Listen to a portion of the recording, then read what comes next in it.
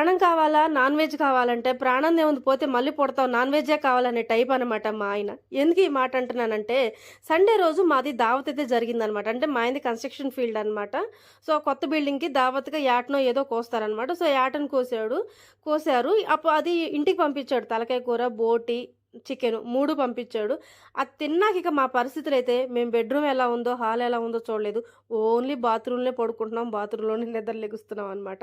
Food లేదు, తిండి లేదు. ఓన్లీ కొబ్బరి బొండ నీళ్ళు, మందులతో మేము బతుకుతూ ఉంటే ఇది పరిస్థితి. మరి నీకే హెల్త్ బాగుందంటే, నాది అదే పరిస్థితి అని చెప్పి ఆయన గూడా బాత్రూమ్ చుట్టూ తిరుగుతున్నాడు. సో, ఇలా ఉంది. సండే అంతా ఇలా గడిచింది. స మండే రోజు నైటు ఇక లాభం లేదు. నాకొక మళ్ళీ చికెన్ తినాలనిపిస్తుందనన్నాడు. మా అందరికైతే ఫీజులు ఎగిరిపోయినాయి. "నువ్వేం మనిషివి బాబు" అనంటే, "నువ్వసలు మనిషివేనా?" అని అడుగుతుంటే, "అలా కాదు. నాన్ వెజ్ తినడం వల్ల మనకి ఈ పరిస్థితొచ్చింది. కాబట్టి మళ్ళీ ఒక అర కేజీ చికెన్ తెచ్చుకొని తిన్నావనుకో దెబ్బకి ముళ్ళుతోనే తీసినట్టు అవుతదని" చెప్పన్నాడు. ఇక నాకు కొట్టాలో, తిట్టాలో, అరవాలో కనీసం ఏం చేద్దామన్నా ఓపిక లేదనమాట. పైకి లేస్తే కళ్ళు తిరుగుతున్నాయి. ఎందుకంటే అప్పటికే ఓ 20, 30 సార్లు పోయున్నాను బాత్రూమ్‌లో. ఇక ఓపిక గూడా లేదు.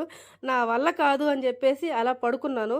ఇక వీళ్ళెవరు లేసేటట్టు లేరు అని అనుకున్నాడో ఏమో మహానుభావుడు. ఆయనే నడుచుకుంటా వెళ్లి ఒక అర కేజీ చికెన్ తెచ్చుకొని వంట ప్రయోగం జేస్తున్నాడనమాట.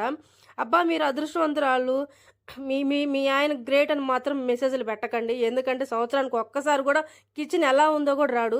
ఇప్పుడు ఆ నాన్ వెజ్ తినటం కోసం, నాన్ వెజ్ కోసం ప్రాణాలిచ్చే మనిషి గాబట్టి, రాకపోయినా గ్యాస్ ముట్టించుకొని ఏదో కింద మీద అయితే పడుతున్నాడనమాట. ఇక సరే చికెన్స్ అందని జెప్పి నేను వీడియో తీసుకోవడానికొచ్చాను. తీరా ఆడికెళ్తే వండట్లా, తింటన్నాడు. చూడండి. ఇలాంటి మహానుభావుడు మీరు జెప్పండి.